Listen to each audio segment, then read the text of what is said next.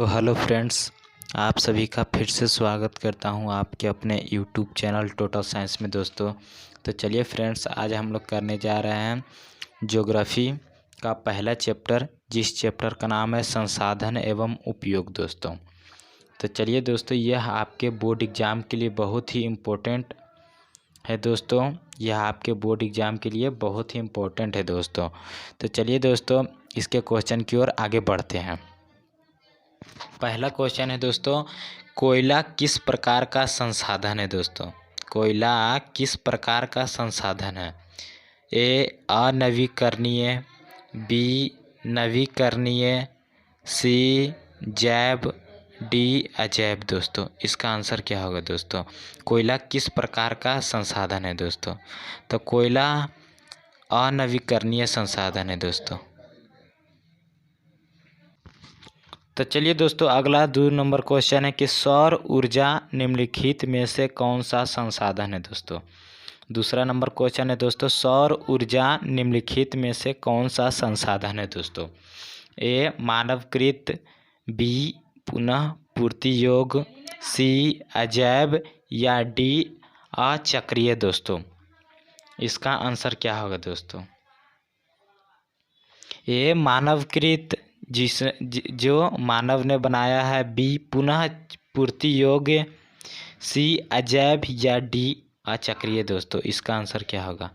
तो सौर ऊर्जा दोस्तों पुनः पूर्ति योग है दोस्तों। यह इसे पुनः बनाया जा सकता है दोस्तों। यह पुनः इसे बनाया जा सकता है। चलिए दोस्तों, तीसरा नंबर क्वेश्चन है कि तट रेखा से कितने किलोमीटर से क्षेत्र सीमा अपवर्जक आर्थिक क्षेत्र कहलाता है दोस्तों। तट रेखा से कितने किलोमीटर क्षेत्र सीमा अपवर्जक आर्थिक क्षेत्र कहलाता है दोस्तों। ए 100 NM, बी 200, सी 300, सी 150 या डी 250 दोस्तों। इसका आंसर क्या होगा दोस्तों। तट रेखा से कितने किलोमीटर क्षेत्र सीमा अपवर्जक आर्थिक क्षेत्र कहलाता है। इसका आंसर क्या होगा दोस्तों। तो इसका आंसर होगा दोस्तों बी 200 NM दोस्तों। तट रेखा से 200 किलोमीटर की क्षेत्र अपवर्जक 200 NM यानी किलोमीटर सीमा अपवर्जक आर्थिक क्षेत्र कहलाता है दोस्तों। चलिए दोस्तों, चौथा नंबर क्वेश्चन है कि समुद्री क्षेत्र में राजनैतिक सीमा के कितने किलोमीटर क्षेत्र तक राष्ट्रीय संपदा निहित है दोस्तों। चौथा नंबर क्वेश्चन है दोस्तों, समुद्री क्षेत्र में राजनैतिक सीमा के कितने किलोमीटर क्षेत्र तक राष्ट्रीय संपदा निहित है। ए 10.2 किलोमीटर, बी 15.5 किलोमीटर, सी 12.2 किलोमीटर या डी 19.2 किलोमीटर दोस्तों। इसका आंसर क्या होगा। समुद्री क्षेत्र में राजनैतिक सीमा के कितने किलोमीटर क्षेत्र तक राष्ट्रीय संपदा निहित है दोस्तों। इसका आंसर क्या होगा दोस्तों। तो इसका आंसर होगा दोस्तों सी 12.2 किलोमीटर तक समुद्री क्षेत्र में राजनीतिक सीमा तक 12.2 किलोमीटर तक राष्ट्रीय संपदा निहित है दोस्तों। चलिए दोस्तों, 5 नंबर क्वेश्चन है कि लौह अयस्क किस प्रकार का संसाधन है दोस्तों। लौह अयस्क किस प्रकार का संसाधन है।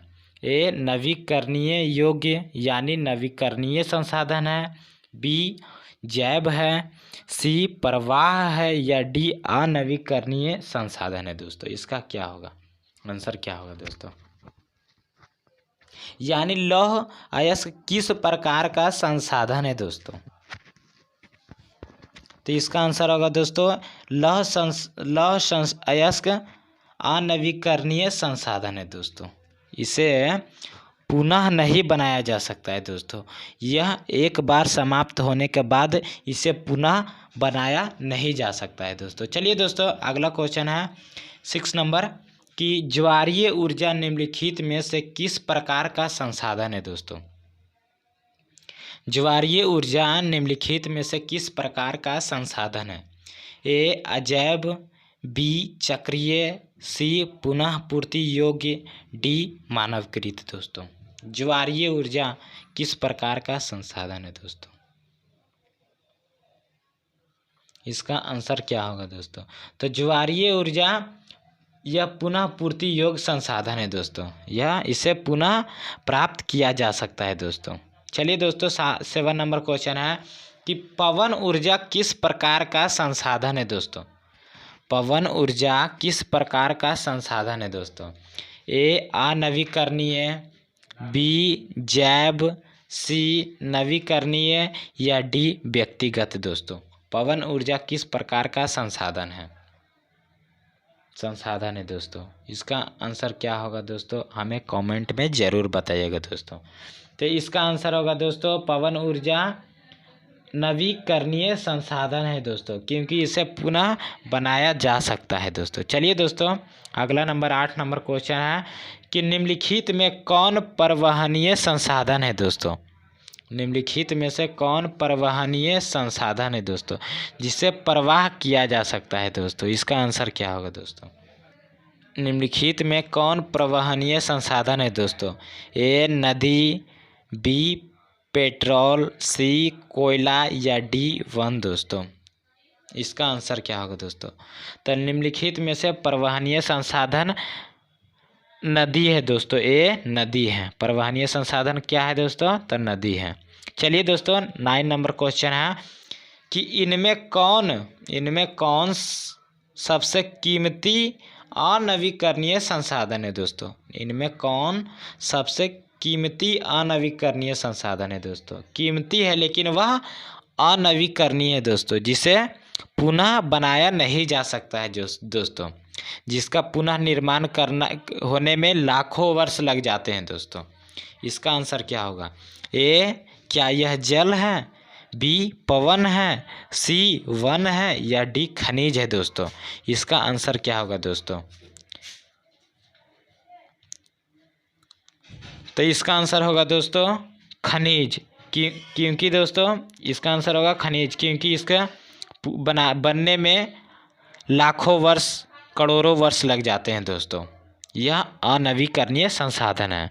चलिए दोस्तों 10 नंबर क्वेश्चन है कि इनमें किस प्राकृतिक संसाधन का भंडार सीमित है दोस्तों। इनमें से किस प्राकृतिक संसाधन का भंडार सीमित है दोस्तों। ए समुद्री ऊर्जा, बी कोयला, सी पवन ऊर्जा या डी सौर ऊर्जा दोस्तों। इनमें किस प्राकृतिक संसाधन का भंडार सीमित है दोस्तों। तो दोस्तों हम लोग जानते हैं दोस्तों इसका आंसर क्या होगा। इसका आंसर होगा दोस्तों कोयला, क्योंकि दोस्तों हमारे देश में कोयला बहुत ही सीमित, इसका भंडारण बहुत ही सीमित है दोस्तों। चलिए दोस्तों अगले क्वेश्चन की ओर बढ़ते हैं। 11 नंबर क्वेश्चन है दोस्तों, संसाधन के रूप में किसी पदार्थ का अस्तित्व किस पर निर्भर करता है दोस्तों। 11 नंबर क्वेश्चन है दोस्तों, संसाधन के रूप में किसी पदार्थ का अस्तित्व किस पर निर्भर करता है। ए मूल्य पर, बी मात्रा पर, सी उपयोगिता पर या डी मूल्यांकन पर दोस्तों। संसाधन के रूप में किसी पदार्थ का अस्तित्व किस पर निर्भर करता है। तो इसका आंसर क्या होगा दोस्तों। तो इसका आंसर होगा दोस्तों उपयोगिता पर दोस्तों, सी उपयोगिता। अगला नंबर क्वेश्चन है 12 नंबर कि संसाधनों के विवेकपूर्ण उपयोग का प्रस्ताव किस वर्ष आया दोस्तों। संसाधनों के विवेकपूर्ण उपयोग का प्रस्ताव किस वर्ष आया। ए 1987 ईस्वी में, बी 1991 ईस्वी में, सी 1968 ईस्वी में या डी 1975 ईस्वी में दोस्तों। संसाधनों के विवेकपूर्ण उपयोग का प्रस्ताव किस वर्ष आया दोस्तों। तो संसाधनों के विवेकपूर्ण उपयोग का प्रस्ताव 1968 में आया था दोस्तों। चलिए दोस्तों अगला नंबर क्वेश्चन की ओर बढ़ते हैं। 13 नंबर क्वेश्चन है दोस्तों, सार्वजनिक स्थान पर बना मंदिर किस प्रकार का संसाधन होता है दोस्तों। सार्वजनिक स्थान पर बना मंदिर किस प्रकार का संसाधन होता है दोस्तों। ए व्यक्तिगत होता है, बी सामुदायिक होता है, सी राष्ट्रीय होता है या डी अजैव होता है दोस्तों। सार्वजनिक स्थान पर बना मंदिर किस प्रकार का संसाधन होता है। इसका आंसर क्या होगा दोस्तों, हमें कमेंट में ज़रूर बताइएगा दोस्तों। तो इसका आंसर होगा दोस्तों बी, सामुदायिक होता है दोस्तों। यह सामुदायिक संसाधन है। सार्वजनिक स्थान पर बना मंदिर सामुदायिक संसाधन है दोस्तों, क्योंकि यह सभी के लिए, पूरे गांव के लिए उपयोग में होता है दोस्तों, पूरे गांव के लिए सुलभ होता है। चलिए दोस्तों अगला क्वेश्चन की ओर बढ़ते हैं।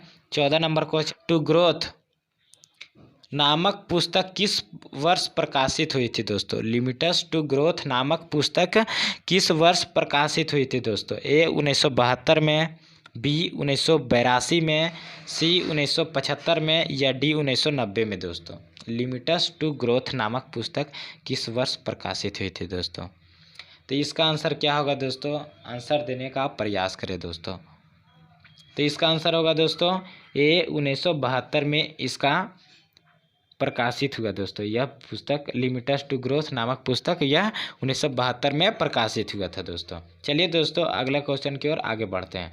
15 नंबर क्वेश्चन है दोस्तों कि 1992 में रियो डी जेनेरो में कौन सा सम्मेलन हुआ था दोस्तों।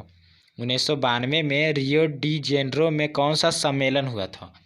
ए महाद्वीपीय सम्मेलन, बी जनसंख्या को लेकर, सी जलवायु को लेकर या डी पृथ्वी को लेकर। इसका आंसर क्या होगा दोस्तों। तो इसका आंसर होगा दोस्तों पृथ्वी को लेकर हुआ था। और 1992 में रियो डी जेनेरो में सम्मेलन किसके लेकर हुआ था, तो पृथ्वी को लेकर हुआ था दोस्तों। चलिए दोस्तों अगला नंबर क्वेश्चन है 16 नंबर कि राजस्थान में किस संसाधन की कमी है दोस्तों। राजस्थान में किस संसाधन की कमी है। ए सौर ऊर्जा, बी पवन ऊर्जा, सी जल ऊर्जा या डी पशु ऊर्जा दोस्तों। राजस्थान में किस प्रकार की संसाधन की कमी है दोस्तों। तो इसका आंसर क्या होगा दोस्तों। तो इसका आंसर होगा दोस्तों सी जल ऊर्जा का वहाँ कमी है, क्योंकि दोस्तों राजस्थान में जल का ज़्यादा किल्लत है दोस्तों। चलिए दोस्तों 17 नंबर क्वेश्चन है कि तट रेखा से कितने किलोमीटर तक का महासागरीय क्षेत्र किसी देश का अपवर्जक आर्थिक क्षेत्र कहलाता है दोस्तों। तट रेखा से कितने किलोमीटर तक का महासागरीय क्षेत्र किसी देश का अपवर्जक आर्थिक क्षेत्र कहलाता है दोस्तों। यह क्वेश्चन आगे आ चुका है दोस्तों। इसका आंसर होगा दोस्तों बी 200 किलोमीटर तक का आर्थिक दोस्तों। IPCC यानी दोस्तों इसका फुल फॉर्म होता है inter governmental panel on climate change. इसका मुख्यालय निम्नलिखित में से किस नगर में अवस्थित है दोस्तों। इसका मुख्यालय किस नगर में अवस्थित है। ए न्यूयॉर्क, बी जेनेवा, सी बुडापेस्ट या डी लंदन दोस्तों। इसका मुख्यालय किस नगर में अवस्थित है दोस्तों। तो इसका आंसर होगा दोस्तों इसका मुख्यालय जेनेवा में स्थित है दोस्तों। कहाँ स्थित है, तो जेनेवा में। चलिए दोस्तों 19 नंबर क्वेश्चन है कि small is beautiful. Small is beautiful किनकी रचना है दोस्तों। ए लैंड, B RK Narayan, C D सुब्राव या डी सुमेसर दोस्तों। स्मॉल इज ब्यूटीफुल किनकी रचना है। तो इसका आंसर क्या होगा दोस्तों। स्मॉल इज ब्यूटीफुल किनकी रचना है। तो इसका आंसर होगा दोस्तों डी सुमेसर जी की रचना है। चलिए दोस्तों 20 नंबर क्वेश्चन है कि क्योटो सम्मेलन कब हुआ था। क्योटो सम्मेलन कब हुआ था दोस्तों। ए 1996 में, बी 1997 में, सी 1998 में या डी 1999 में दोस्तों। क्योटो सम्मेलन कब हुआ था दोस्तों। तो क्योटो सम्मेलन कब हुआ था दोस्तों। तो इसका आंसर क्या होगा दोस्तों। इसका आंसर होगा दोस्तों बी 1997 में क्योटो सम्मेलन हुआ था दोस्तों। चलिए दोस्तों 21 नंबर क्वेश्चन है कि किसने कहा था हमारे पास पेट भरने के लिए सब कुछ है। किसने कहा था कि हमारे पास पेट भरने के लिए सब कुछ है परंतु पेटी भरने के लिए नहीं। ए सुभाष चंद्र बोस, बी लाला लाजपत राय, सी महात्मा गांधी या डी डॉक्टर राजेंद्र प्रसाद। दोस्तों किसने कहा था दोस्तों? इसका आंसर क्या होगा? इसका आंसर होगा दोस्तों महात्मा गांधी। चलिए दोस्तों लास्ट क्वेश्चन है 22 नंबर कि पर्यावरण संरक्षण हेतु पहला विश्व शिखर सम्मेलन कहाँ हुआ था? पर्यावरण संरक्षण हेतु पहला विश्व शिखर सम्मेलन कहाँ हुआ था दोस्तों? ए न्यूयॉर्क, बी जेनेवा, सी स्टॉकहोम या डी बुडापेस्ट। दोस्तों पर्यावरण संरक्षण हेतु पहला विश्व शिखर सम्मेलन कहाँ हुआ था दोस्तों? इसका आंसर क्या होगा दोस्तों? तो इसका आंसर होगा दोस्तों सी स्टॉकहोम में हुआ था। पहला पर्यावरण संरक्षण हेतु पहला विश्व सम्मेलन स्टॉकहोम में हुआ था दोस्तों। चलिए दोस्तों आज के लिए इतना है, फिर मिलेंगे नेक्स्ट वीडियो में दोस्तों। इसी तरह के वीडियो पाने के लिए दोस्तों हमारे चैनल को सब्सक्राइब करें दोस्तों, लाइक करें और अपने दोस्तों के पास ज़्यादा से ज़्यादा शेयर करें दोस्तों। चलिए दोस्तों मिलते हैं फिर अगले वीडियो।